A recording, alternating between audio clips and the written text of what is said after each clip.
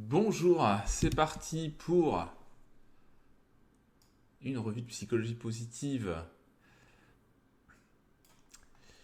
Alors je vous préviens, aujourd'hui c'est une revue express pour la simple et bonne raison hop, que j'ai un rendez-vous à 9h, donc il faut vraiment que j'y sois un petit peu avant. Donc on va faire ça en 30 minutes, 35 minutes. On va essayer d'être efficace. Bonjour, je remets la cam, je crois qu'elle est mal positionnée. Voilà. Et surtout, je rallume la lumière. Bien. Alors évidemment, vous ne voyez pas les articles qu'on a en stock, mais je vais vous mettre ça tout de suite. Voilà. On va essayer de faire trois, quatre articles. Aujourd'hui, c'est des articles de vulgarisation, donc ça devrait aller assez vite. Euh, un premier article sur les manières dont notre esprit influence notre santé. Notre article sur l'intérêt des études supérieures aux États-Unis, mais on pourra étendre les choses. Euh, le lien entre les besoins humains et les évolutions de l'intelligence artificielle, et enfin la générosité et l'exploitation au travail.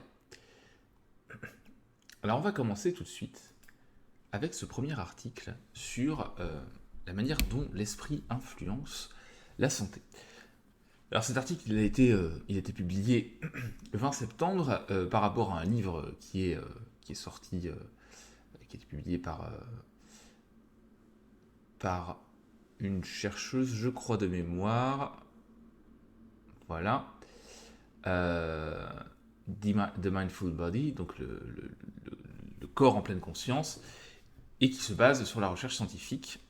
Et donc il y a aussi des articles là qui sont cités de recherche directement. Alors en fait, qu'est-ce que ça nous dit tout ça? Ça nous dit que on a tous fait l'expérience de moments, où notre corps, enfin notre esprit, avait une influence sur notre corps, sur la manière dont on se sentait, etc. Euh, C'est-à-dire que notre humeur peut avoir une influence sur le niveau de douleur qu'on ressent quand on a des douleurs chroniques, sur notre capacité sportive du jour, sur le fait qu'on soit plus ou moins performant sportivement, euh, sur notre état de santé vraiment dans le sens maladie, etc. Pour la simple et bonne raison que, effectivement, notre corps et notre esprit ne sont pas deux choses séparées, puisque notre esprit et nos émotions, etc., tout ça c'est lié au cerveau, et le cerveau est évidemment connecté au corps. Donc jusque-là, tout va bien. Euh, et donc là, toute la démonstration de ce livre, toute la démonstration des auteurs ici, c'est de dire que notre corps peut, notre esprit peut influencer notre corps de manière assez importante. Euh, donc voilà, il y a des centaines d'études, et donc dans le livre il y en a un certain nombre qui sont cités, des dizaines, qui montrent que notre état mental peut avoir un impact sur notre physiologie. Donc là, typiquement, on a une première étude euh, donc une première étude sur des personnes en maison de retraite, en EHPAD, qui montre que le simple fait de leur donner une plante dont ils devaient s'occuper, en fait, faisait qu'ils étaient deux fois plus, c'est ça? Deux fois plus susceptibles d'être en vie 18 mois plus tard. Voilà, donc ça c'est l'article en question. C'est-à-dire que vous donnez du sens, vous donnez un objectif en fait simple euh, à des personnes âgées, vraiment âgées, hein, puisqu'on en EHPAD, etc., en situation de dépendance, de semi-dépendance, et bien le fait de s'occuper d'une plante, d'être dans un état d'esprit comme ça, un peu plus avec un objectif et une responsabilité, toute relative, euh, augmentait les chances de survie. Donc ça, c'est un premier exemple. Il y a une autre étude aussi qui est citée ici, où des femmes de ménage, ou des hommes de ménage, mais je pense que c'est plutôt des femmes de ménage, voilà, ouais, c'est des femmes de ménage en l'occurrence. Euh, l'idée c'est que des docteurs les incitaient à considérer leur travail comme un workout, comme un entraînement à la salle de sport. Et en fait, les femmes de ménage qui considéraient du coup, qui avait cette approche de dire, ok, ma journée de travail, enfin, en tout cas mes heures de travail là, puisque souvent c'est fractionné, hein, mes heures de travail là, ça va être ma séance de sport du jour. Et en fait, le simple fait de considérer ça comme leur séance de sport du jour faisait qu'elles avaient une pression sanguine plus faible, qu'elles étaient, qu'elles avaient un indice de masse corporelle plus faible, donc elles perdaient de la. Si je vais à l'essentiel plus simple, pardon, pour les petites modifications, elles perdaient du poids en fait de la masse grasse. Et donc ça, c'est juste lié au fait, elles ne changent rien hein, à leur activité, c'est juste lié au fait de considérer leur travail comme une séance de sport. Pareil, une autre étude qui a montré que en fait, quand on donne l'information, une information euh, pas erronée, mais fictive, voilà, du risque d'obésité. Enfin, en gros, si on donne à des personnes des informations fictives sur la manière dont leur risque d'obésité avait un impact sur leur métabolisme, euh, c'est-à-dire en gros, vous avez un certain risque d'obésité, ça a un impact sur votre métabolisme. C'est pas une info réelle, mais c'est une info qui t'est donnée. Et donc, parce que le fait que le risque d'obésité ait un effet sur les métabolismes, c'est pas le risque en fait. C'est effectivement, quand on a un certain niveau d'obésité, ça influence le métabolisme. Et donc ça changeait leur manière leur point de vue sur le sport et donc c'est un risque génétique. Hein, ça avait une influence sur le sport et la manière dont ces personnes-là mangeaient. Pareil, là c'est une autre étude, hop, que je vous montre aussi, sur des personnes atteintes de diabète de type 2. Et en fait, pourquoi? Parce que comme ça, on a un suivi de la glycémie qui est assez, comment dire, assez simple et qui est permanent. Donc, les personnes qui avaient un diabète de type 2, et elles devaient jouer à des jeux vidéo tout en regardant l'horloge pour voir le temps qui passait toutes les 15 minutes. Et sans le dire aux participants, la moitié d'entre eux, en fait, avaient une horloge qui était soit deux fois plus rapide dans le déroulement, enfin, dans l'écoulement du temps, qui allait deux fois plus vite, soit qui allait deux fois plus lentement. Et en fait, leur niveau de glucose dans le sang s'adaptait au temps qu'ils percevaient en fonction de cette horloge. C'est-à-dire que quand ils percevaient que le temps, eux ils pensaient que c'était l'écoulement normal, hein, mais quand ils voyaient que le temps passait deux fois plus vite, en fait ces personnes-là avaient un niveau de glycémie qui baissait, donc il baissait deux fois plus vite, c'est-à-dire qu'ils consommaient de l'énergie deux fois plus vite. Et à l'inverse, quand c'est plus lent, ça allait deux fois plus lentement pour faire la même activité. En fait, la perception du temps influence la consommation d'énergie. Donc ça, c'est hyper intéressant aussi, c'est pour dire que ça peut aller jusque-là. Et on le sait, hein, que la perception du temps est subjective. Ça, d'accord. Un événement qui est sympa, en fait, on ne voit pas le temps passer. Un événement qui est pénible, on a l'impression que ça dure des jours et des jours. Euh, donc ça, on sait que la manière dont on appréhende un événement et dont on apprécie un événement, ça va influencer pardon, la perception de cet événement, du déroulement, de la vitesse d'écoulement de cet événement. Mais là, en plus, on a un effet aussi sur la physiologie, c'est-à-dire que c'est pas juste une perception, c'est aussi physiologiquement, la consommation d'énergie va être affectée par notre perception du temps. Donc ça, c'est quand même assez intéressant aussi. Donc en gros, l'idée, c'est de se dire, oui, enfin tout le monde connaît l'effet placebo, donc oui, il y a des effets placebo qui existent, il y a des effets nocebo, ça c'est quand c'est un effet négatif. La question, c'est pas toujours, enfin, donc maintenant on teste hein, toujours les médicaments en comparant à l'effet placebo. Et la question, c'est pas de se dire juste, bon, bah, le médicament marche pas, l'effet placebo est plus fort. C'est dire, mais en fait, l'effet placebo, même s'il y a des petites contestations par-ci par-là de cet effet-là, mais en fait, ça dépend comment on prend les choses. Mais en gros, l'effet placebo, c'est-à-dire le fait que les choses se résolvent par elles-mêmes ou qu'en prenant un faux médicament, en fait, on a un effet de guérison par rapport au fait de ne rien prendre. Euh, comment est-ce que ça se passe? Comment est-ce qu'on pourrait le mobiliser consciemment pour que en fait, cet effet placebo, on mobilise notre propre esprit pour aller mieux? Physiologiquement, hein, j'entends.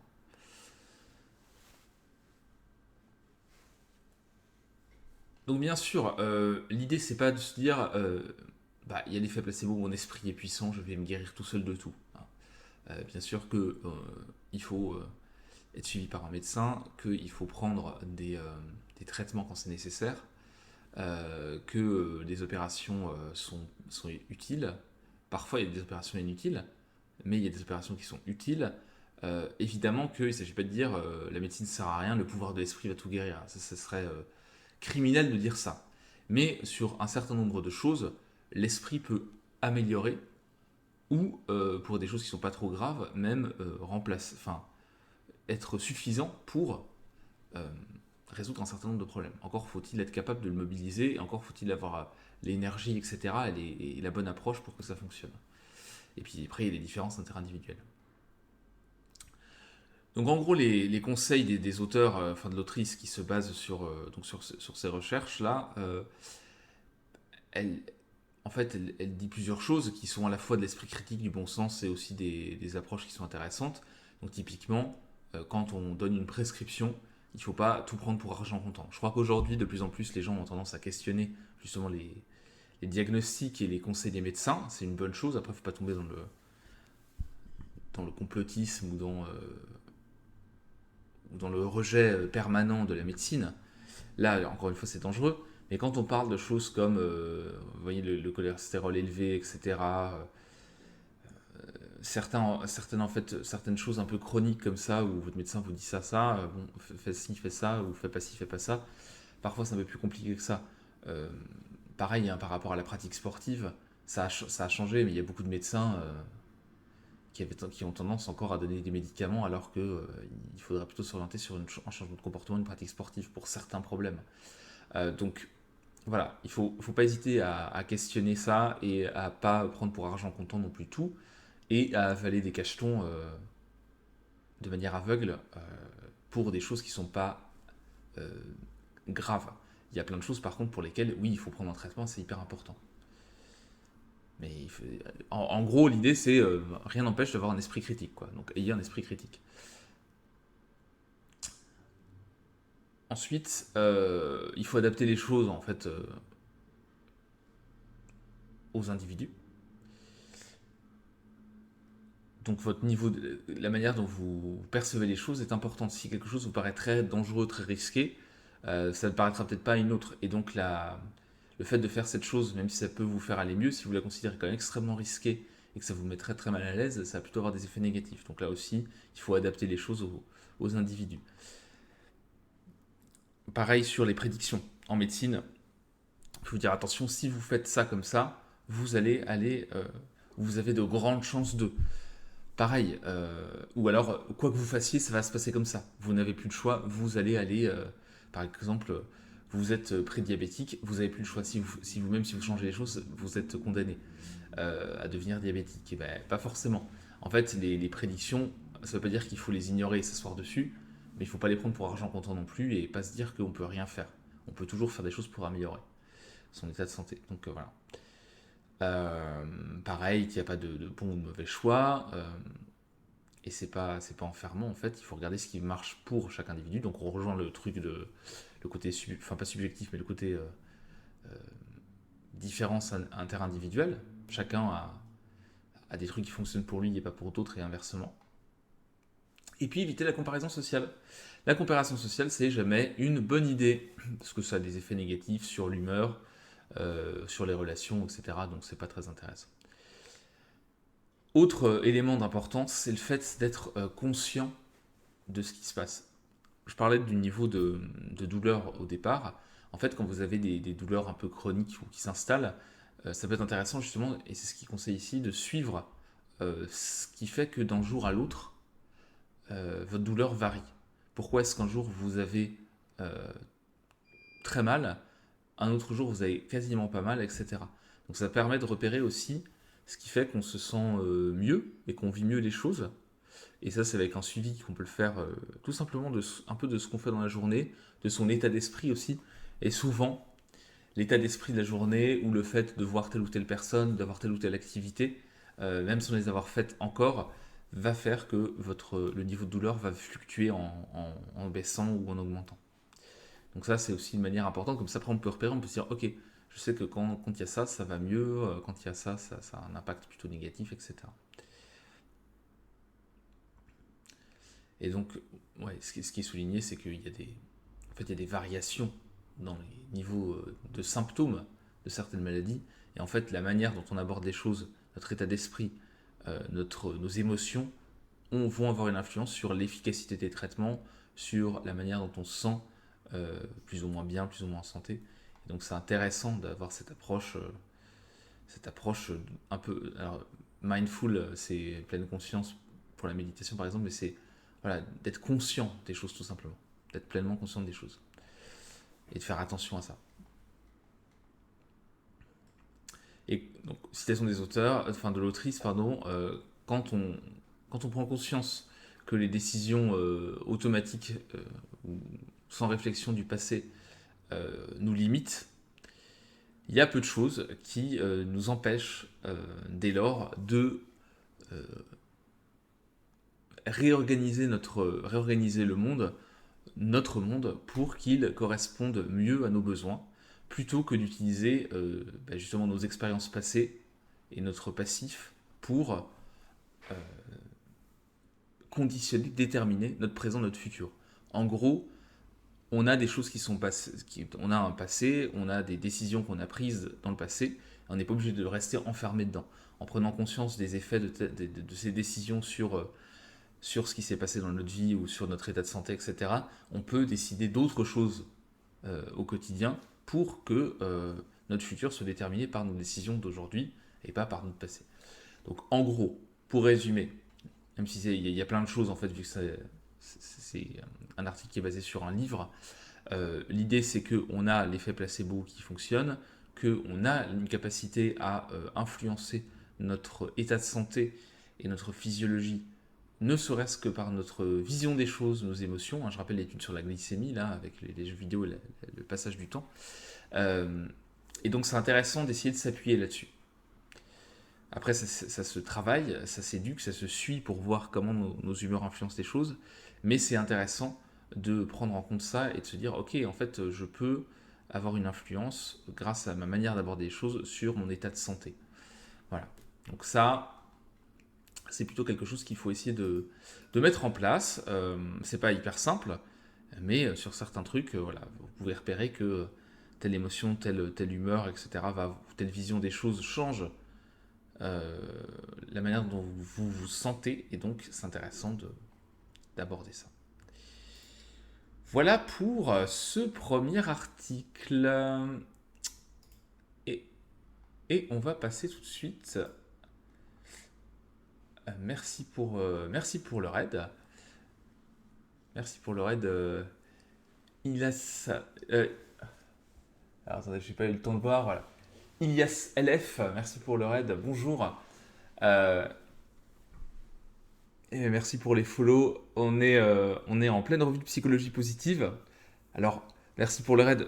Vous tombez pas très bien parce qu'aujourd'hui, je vais faire un peu plus court que d'habitude parce qu'il va falloir que je bouge rapidement. Mais en gros, l'idée, c'est que on regarde un peu les dernières actualités de la recherche en psychologie positive.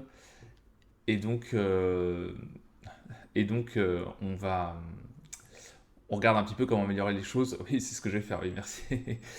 On regarde un petit peu comment ça évolue, ce qui a été publié. Donc là, aujourd'hui, je suis plutôt sur des articles de vulgarisation, mais parfois aussi des articles directement de recherche que je regarde. Comme ça prend plus de temps aujourd'hui, je reste sur la vulga, et donc c'est les dernières news dans le domaine. En psychologie positive et un peu plus large. Alors, on continue, ça c'était le premier article. Je vais essayer normalement d'en faire encore un ou deux pour ce matin. Tiens, parlons de générosité. La générosité, qu'est-ce qu'on a comme nouvelle chose là-dessus? Il y a une étude qui a été publiée, donc là, un article de vulgarisation sur cette étude, sur la générosité et l'exploitation au travail. Donc intéressant de regarder un petit peu ce qui se dit sur le sujet. Donc là, plus orienté psychologie du travail, on va dire. Donc l'idée, c'est quoi? C'est que on a, en fait, on a eu des études qui ont montré que la générosité au travail, c'était plutôt positif. J'en ai parlé dans des éditions précédentes de la revue de psychologie positive. Euh, les gens qui sont en général plus généreux au travail, ça crée une meilleure ambiance au travail. C'est plutôt une bonne idée pour les organisations d'avoir des personnes généreuses dans leur comportement, dans leur manière d'être, parce que ça augmente la productivité, ça fait en sorte que tout le monde se sente mieux dans l'environnement de travail. Donc c'est plutôt une bonne idée de favoriser la générosité au travail. Là, on prend un peu le contre-pied du truc en se disant, ok, la générosité au travail, c'est plutôt positif, mais est-ce que les gens qui sont généreux au travail, ils ne se font pas un petit peu avoir? Est-ce qu'il n'y a pas un risque de se faire un peu exploiter en étant trop généreux? Donc là, ce qui est repris ici, c'est justement ce côté qui montre que la générosité au travail, c'est plutôt positif, et que d'ailleurs, les gens qui sont plus généreux au travail, en général, ont tendance à être avoir plus de succès dans leur carrière, et à être plus efficaces, etc., et plus épanouis au travail. Donc, a priori, plutôt une bonne idée de partir là-dessus.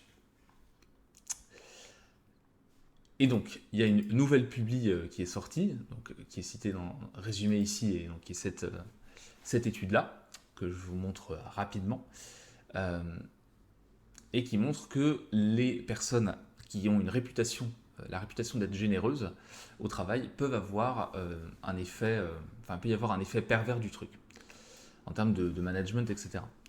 En fait, et c'est assez logique, hein, les supérieurs hiérarchiques peuvent avoir tendance, quand les gens ont une réputation d'être généreux, à leur demander un peu plus de choses.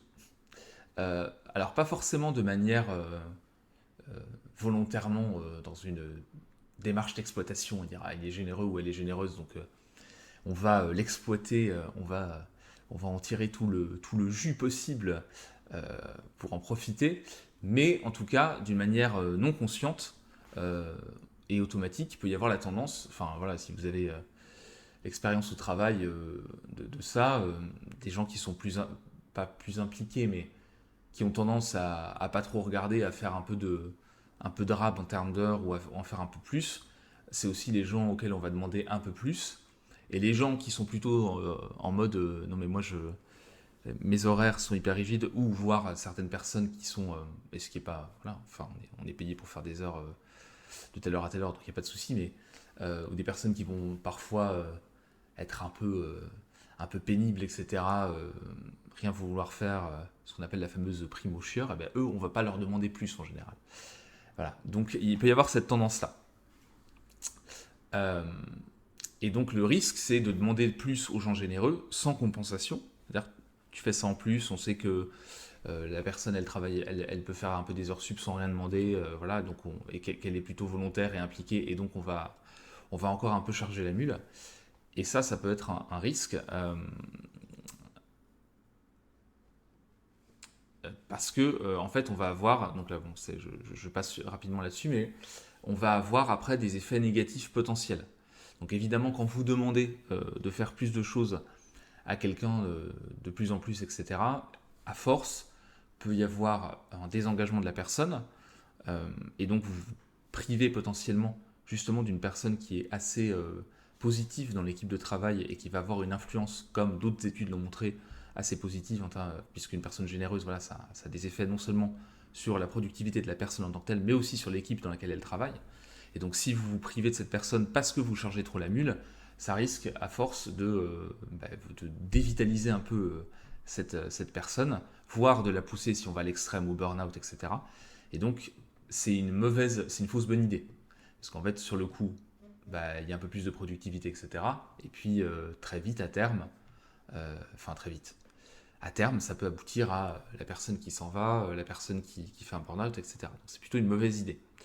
Donc il faut faire attention, puisque là, ce qui a été montré dans cette étude, c'est que ça pouvait avoir ces conséquences-là, effectivement, de surcharger les employés, de les surexploiter sans forcément faire exprès, les employés généreux. Et donc l'idée des auteurs, c'est de dire attention quand vous êtes en position de gérer une équipe, en position managériale, voilà, et que vous avez des personnes comme ça dans votre équipe, il faut essayer de prendre conscience justement de ces petits trucs qu'on demande en plus, euh, qui n'ont pas l'air de grand chose, mais qui sont quand même souvent dirigés vers les mêmes personnes et qui à force peuvent avoir un effet négatif.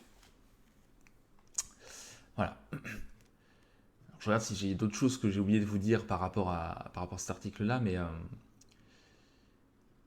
donc il y a aussi, c'est ça, le cadrage un petit peu des choses, c'est-à-dire que la générosité, c'est quelque chose qui doit rester au travail, hein, volontaire, qui doit rester quelque chose que la personne décide de faire d'elle-même, mais il faut aussi parfois à certaines personnes leur mettre des limites parce que elles peuvent avoir tendance à se surinvestir, se surimpliquer. Et donc là, le rôle aussi des gens qui sont en position managériale, c'est de repérer ça et de stopper aussi et de pas laisser faire en fait ce côté trop investi, trop généreux. La générosité doit avoir des limites aussi. Et pour pas qu'elle soit exploitée, il faut faire attention à mettre des limites. Donc voilà, petite étude pour contrebalancer un petit peu ce qui avait été publié ces dernières années sur l'effet de la générosité au travail, qui est un truc hyper positif et qu'il faut au contraire rechercher quand on constitue une équipe et même quand on est en tant que collègue. Hein, si vous avez des collègues qui sont généreux, qui ont une attitude généreuse dans le travail, c'est hyper positif.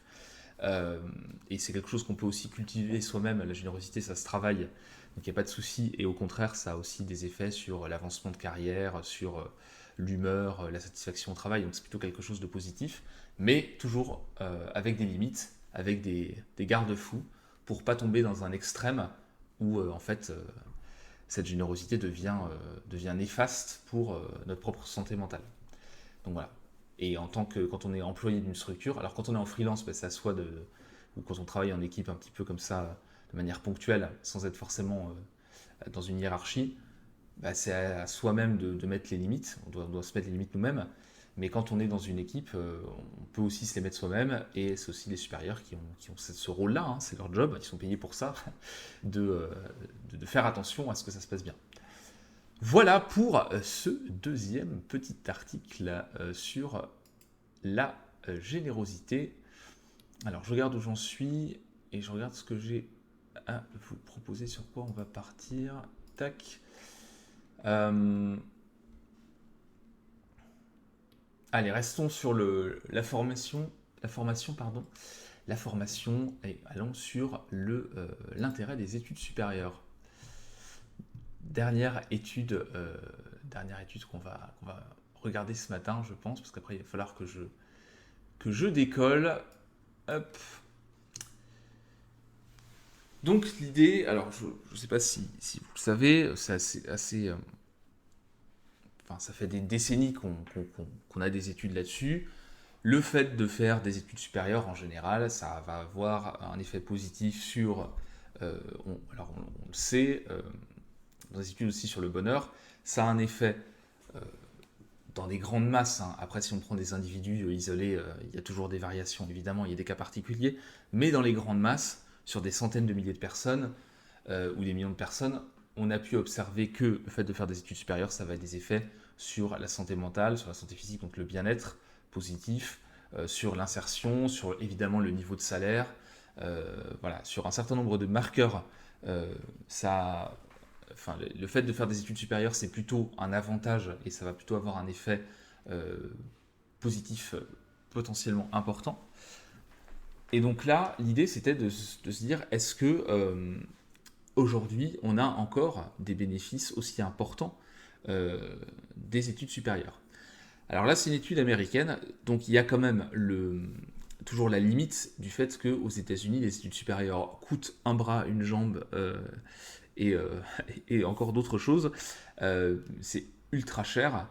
Alors même s'il y a les collèges, les community colleges qui sont des collèges plus ou moins semi-publics, qui sont beaucoup moins chers, mais ça coûte quand même très cher aux États-Unis de faire des études. Et quand on fait un community college aux États-Unis, on n'est pas souvent. Les diplômes n'ont pas la même considération que si on fait une grande université internationalement réputée, etc. Donc, ça, c'était la question. Donc, on regarde le niveau d'études des gens, leur carrière, leur santé, leurs relations, leur communauté, leurs attitudes. Et donc on regarde, donc ça c'est les choses qu'on mesure, et de l'autre côté on regarde, voilà, est-ce que les gens ont fait des études, est-ce qu'ils n'ont pas fait d'études, est-ce qu'ils ont fait des études sans sortir avec un diplôme, et puis après le niveau de diplôme qu'ils ont, bachelor, donc licence, graduate et master, etc. Et donc les personnes, donc études récentes hein, qui a été publiée cette année, les personnes qui ont fait des études s'en sortent mieux sur 50 des 52 indicateurs. Alors l'étude, elle a été faite par Lumina et Gallup. Gallup, c'est un institut en gros, c'est un énorme institut de sondage américain et mondial qui, voilà, c'est l'IFOP plus. Donc c'est des grosses cohortes avec quand même des méthodologies rigoureuses et ils sont plutôt orientés justement sur les questions de RH, de travail, sur ces questions-là, plutôt que sur des questions très très générales. Et donc c'est pour ça que c'est pas une étude directement scientifique dans le sens publié dans une revue de recherche, mais c'est une enquête très très large et Gallup ils font des trucs très rigoureux, donc ça il n'y a pas de souci sur la fiabilité de l'étude. Euh, et donc en revoyant que encore aujourd'hui on a ces effets positifs sur un certain nombre de marqueurs, bah, ça ne peut pas être juste effectivement un accident, le fait qu'il y ait un effet positif. Alors, les explications de tout ça, d'où ça vient. Euh, Il y a deux choses qui peuvent, deux choses principales qui peuvent expliquer ça. Hop, je vais passer la zik là, c'est pas, voilà. Donc, pardon, deux choses principales qui peuvent expliquer ça. L'autosélection, donc les personnes qui sont en meilleure santé, plus heureuses, ont plus de chances d'être diplômées. C'est-à-dire, puisqu'on prend en fait des gens là dans l'étude qui font pas d'études, des gens qui ont commencé des études mais qui vont pas au bout, qui passent pas leur diplôme, et puis après des niveaux de diplôme. Et en fait, une des explications de ça, c'est tout simplement qu'il peut y avoir un biais de sélection en fait. Si vous êtes déjà plus heureux et plus en santé, vous avez plus de chances de pouvoir tanker le fait de faire des études et d'aller au bout de vos études tout en ayant un job à côté, etc. Voilà. Donc c'est pas que les gens qui font des études sont plus heureux, c'est que en fait, si vous êtes déjà plus heureux en meilleure santé, vous avez plus de chances de faire des études et de tenir la distance et de passer vos diplômes. Deuxième élément qui peut expliquer ça, les personnes qui ont plus de diplômes, de niveau de diplôme, en général ont des meilleurs salaires. Et quand on a un meilleur salaire, on peut avoir des meilleures conditions de vie. Quand on peut avoir des meilleures conditions de vie, on peut être en meilleure santé, etc. Et donc plus heureux. Voilà. On n'a pas les soucis on a moins les soucis de fin de mois, etc. Même si avec l'inflation, et même aux États-Unis, hein, c'est pas si simple que ça. Mais en tout cas, c'est sûr qu'en gagnant plus, on a moins ces problèmes qu'en gagnant moins. Jusque-là, il y a pas de... on ne tombe pas de notre chaise. Hein. Donc en fait, le truc, c'est qu'on ne peut pas de manière définitive dire faire des études, ça rend heureux. Parce que pour faire ça, et c'est ce qu'il souligne là, il faudrait qu'on attribue des gens, enfin qu'on prenne des gens, on les prend à 18 ans, on dit au hasard, on dit toi tu vas faire des études, toi tu fais pas d'études, etc. Et on les dispatche comme ça. Comme on ne peut pas faire d'un point de vue évidemment éthique, et puis même il faudrait que ça soit de la coercition, on ne peut pas manipuler comme ça les échantillons, on est obligé de faire des régressions en termes statistiques, hein, de faire des études et d'essayer de comprendre ce qui explique le fait d'être plus heureux quand on a fait plus d'études. Donc c'est un peu la limite évidemment de l'exercice hein, quand on fait ce genre d'études longitudinales, donc on suit les gens sur longtemps, euh, ou même sans être longitudinal, où on prend une photo à un instant T, c'est que forcément on n'a pas toujours les tenants, les aboutissants de ce qui fait que les gens vont être plus heureux. Donc là, d'autres éléments de cette étude, ok, les gens qui font le plus d'études sont plus heureux. Euh, mais quand on va un peu plus dans le détail, on voit que les personnes qui ont une licence ont 13 à 23%, ont une satisfaction de la vie qui était, ils ont une chance sur 6 à une chance sur 4 d'être plus heureux, d'être plus satisfaits de leur vie que les gens qui n'ont pas de licence. Donc, niveau d'études. Et le niveau d'études est aussi corrélé à l'optimisme pour le futur, ce qui est assez logique. Hein. Et tout ça, mais tout ça, par contre, le niveau d'études, tout ça est quand même vachement mitigé, en fait, à relativiser par rapport au niveau de revenu. En gros, quand vous faites plus d'études, vous avez plus de chances d'avoir un revenu plus élevé que quand vous ne faites pas d'études. Mais quand on combine les deux, c'est-à-dire on prend le niveau d'études, peu importe, mais niveau de revenu équivalent, ça amoindrit vachement l'effet des études. Donc en fait, il y a une des questions, c'est est-ce que c'est... et donc une des conclusions de ça, c'est de se dire, en fait, c'est pas forcément le niveau d'études qui est important, c'est que le niveau d'études permet d'avoir de meilleurs salaires. Et donc en fait, c'est le meilleur salaire qui est important. Donc ça, c'est une première limite au truc. Et donc ça, c'est quelque chose à garder en tête aussi.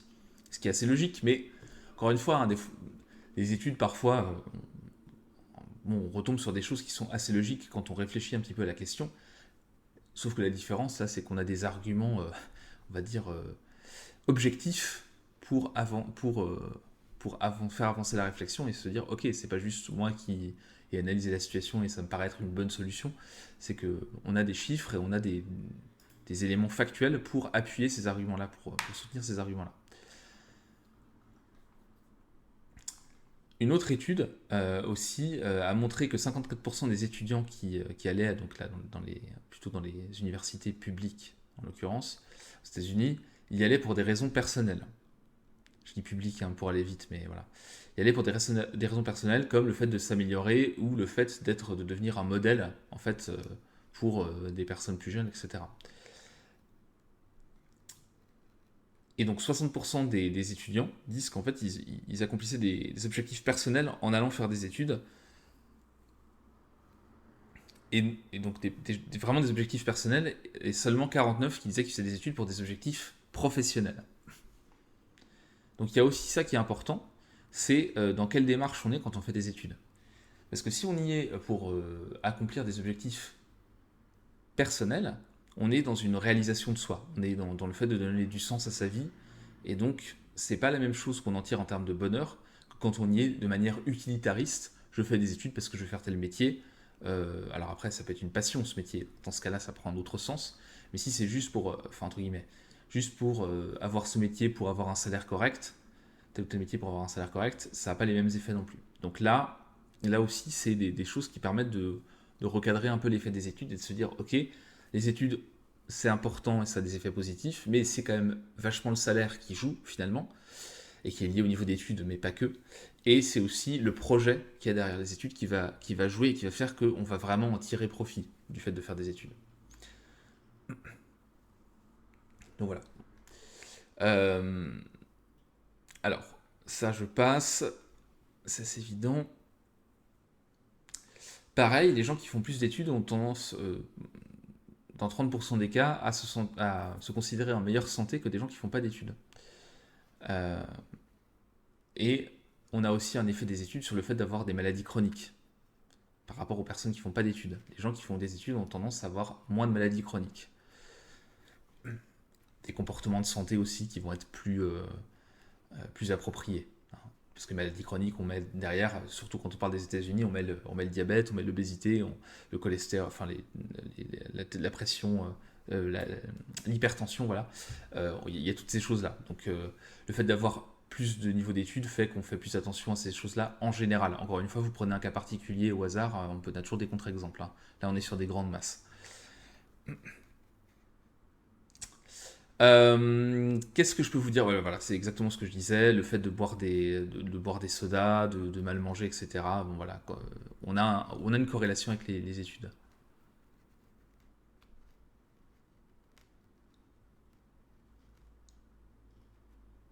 Alors je regarde un petit peu ce qu'ils disent dans le chat.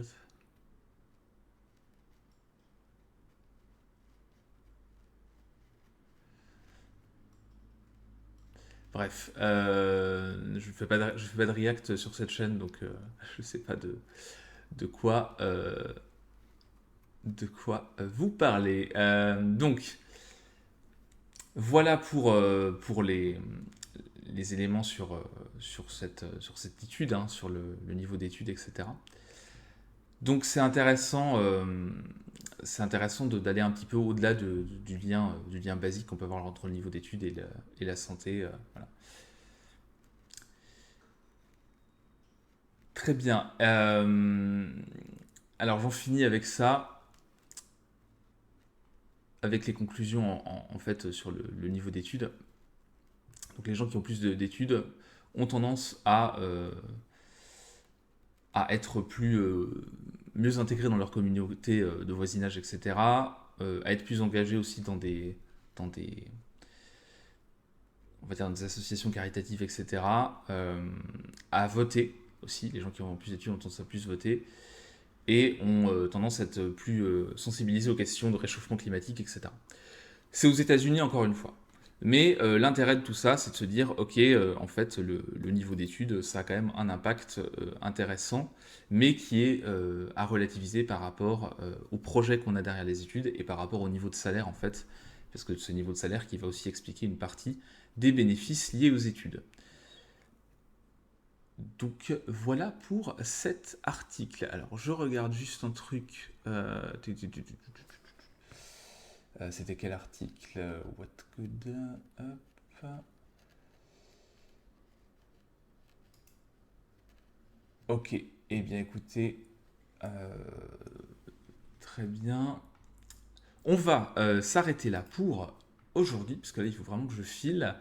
Merci pour ceux qui sont passés sur la chaîne ce matin. Et puis bah, moi je vous retrouve la semaine prochaine pour une revue de psychologie positive un peu plus longue j'espère, parce qu'on était un peu short aujourd'hui. Et puis voilà, je vous souhaite une excellente journée et à la semaine prochaine. Ciao!